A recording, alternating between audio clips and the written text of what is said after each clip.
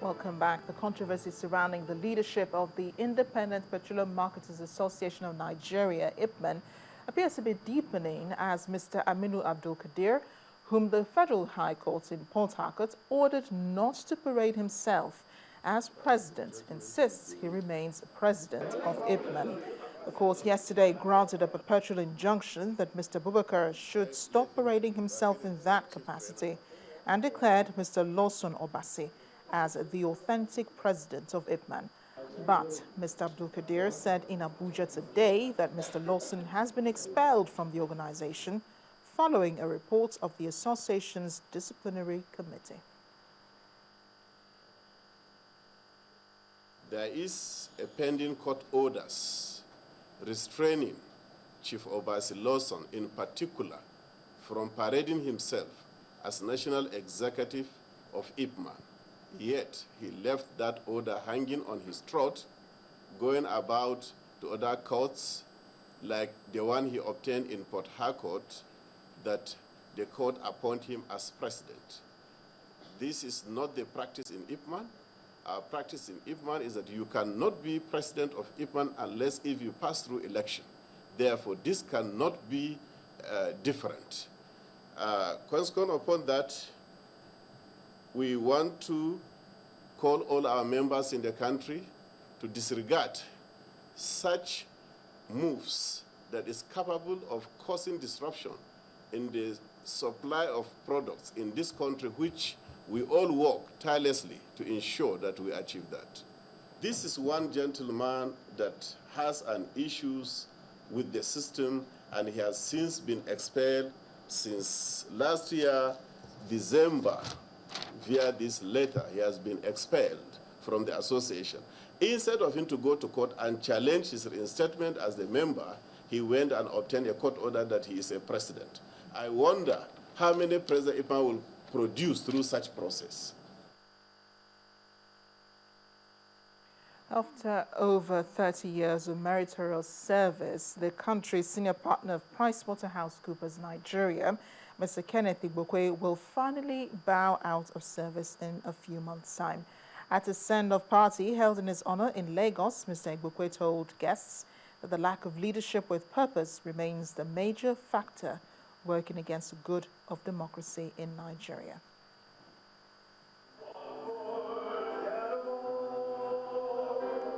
It was a roll call of who is who in the social and business world.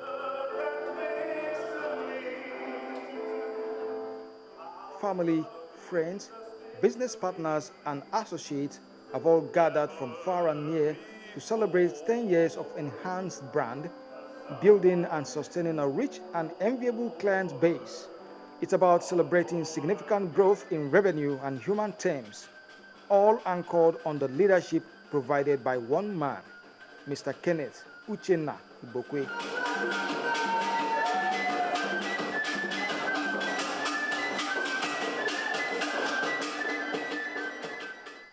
Ken took the mantle and ran with it. He challenged the firm, believing that there was so much more we could do. In time, many of Ken's initiatives have borne fruit. He led the drive to build our advisory practice, and he understood the need for us to have a say in the public sector. He believed that our assurance practice should be more than statutory audits.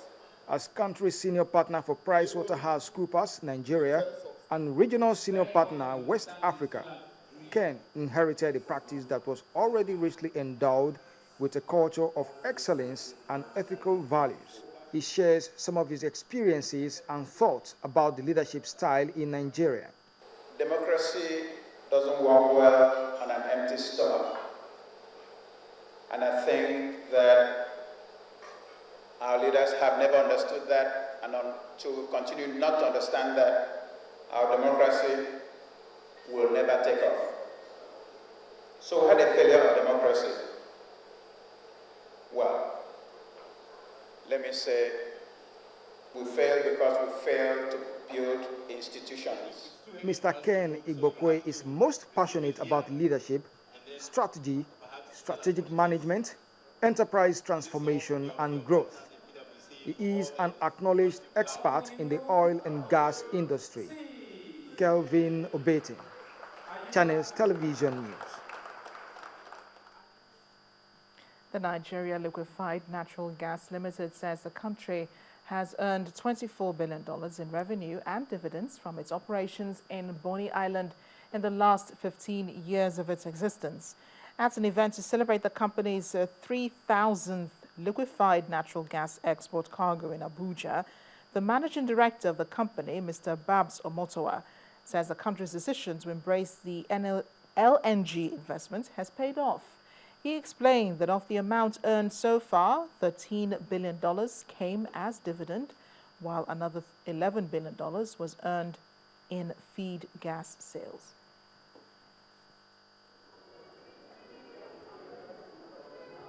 Foreign partners and stakeholders in the Nigerian oil and gas sector at an event to celebrate with the Nigerian Liquefied Natural Gas Limited. Monday, January the 6th, 2014, witnessed the expo of Nigeria's 3,000th LNG cargo by the Nigerian LNG. With the delivery of the 3,000th cargo in January, one could say for certain that we have come a long way. But then, the journey is not over. It is just getting started. NLNG remains the single biggest private sector investment in sub-Saharan Africa, producing 22 million tons of LNG and 5 million tons of natural gas liquids. And we do have buyers spread across the world. The company, which began operations in Bonny Island 14 years ago, exported her first cargo on October 9th, 1999, and is planning to embark on the delivery of liquefied natural gas across the world. We continue to grow the plant. As we've said, we're embarking on its 7th train, which will allow us to be able to even do more. So we look to be able to do 5,000, 10,000, and even much more. This is really the pride about 3,000 cargo. We believe that we'll move on to the 5,000 cargo, and to the 10,000 cargo, and more and more. Lots of things can happen in our great country if we put our minds to it. Nigeria is the greatest, and we are only beginning to demonstrate that potential. More of that will come in the future. Delivering cumulative revenues of about $80 billion since 1999 and contributing about 4% of the gross domestic product through the activities of the Nigeria Liquefied Natural Gas Limited, Nigeria ranks 5th in the global LNG distribution.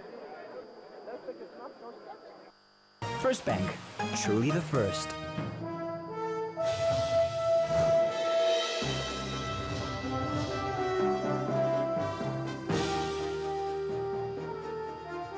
Time now for business news. Here's Adeshawa Josh. That's right. Let's take you through our business stories this hour.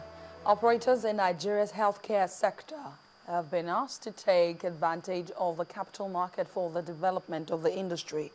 The Minister of Health, Professor Onyebuchi Chukwu, made this call at the healthcare sector dinner organized by the Nigerian Stock Exchange in Lagos. CEOs of some listed pharmaceutical companies present at the event also shared their benefits from the market to help attract more listings. Now, Integrated Oil and Gas Limited has been awarded the Quality Management Systems certification by the Standards Organization of Nigeria, SON. The company received the certificate today at an event in Lagos for its upgrade and adherence to international best practices in the delivery of its products and services. Our correspondent, Henry Onjimi, reports. Incorporated in 1998, Integrated Oil and Gas Limited, an offspring of Genesis Worldwide Shipping, has grown over the years into a world-class downstream industry player. Its facility in Lagos boasts a state-of-the-art 82 million litre capacity tank farm with top-class safety and security setup, a jetty, 5 vessels, and retail outlets across the country. In 2012, the company submitted itself to the review of its systems approach, the result of which it has gathered to celebrate today. Certificate on behalf of Dr. Vincent. Congratulations, sir. you have today assures the stakeholders that their interests are well protected by the way the processes in the organization are being run.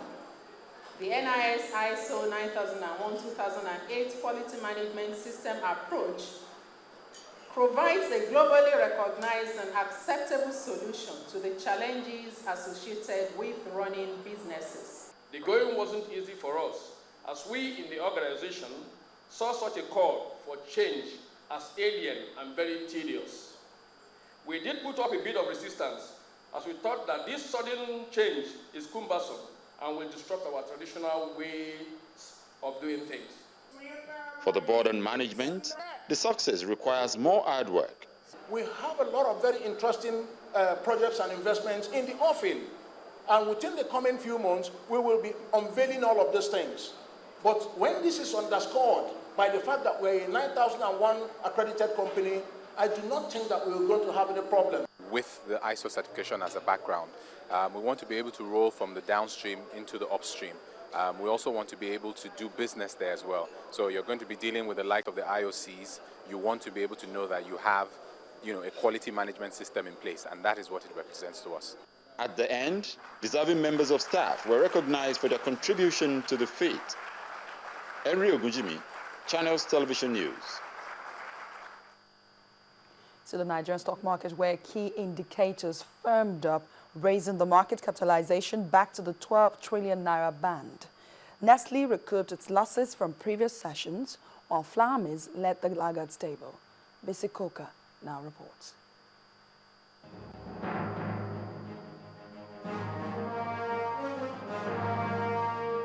Hello and welcome to the Stock Market Reports. Trading activities at the Nigerian equities markets ended the week on a bright note as key indicators sustained gains recorded on Thursday.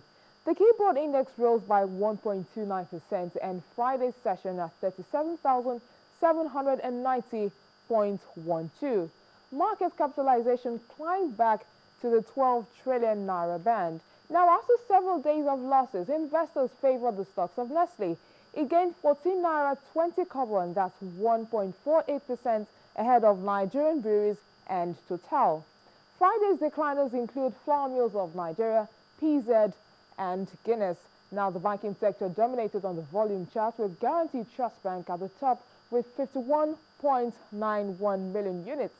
When the closing bell rang, volume came in at 309.71 million units, valued at 5.06 billion naira, and exchanged in 4,363 deals. And those were today's figures. I am Bisi Koka.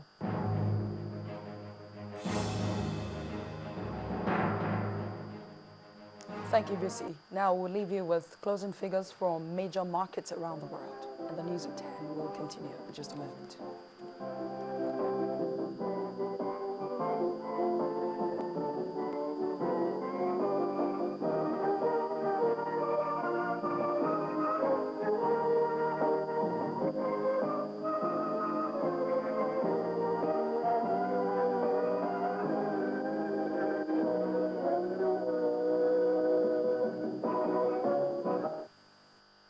First Bank, truly the first.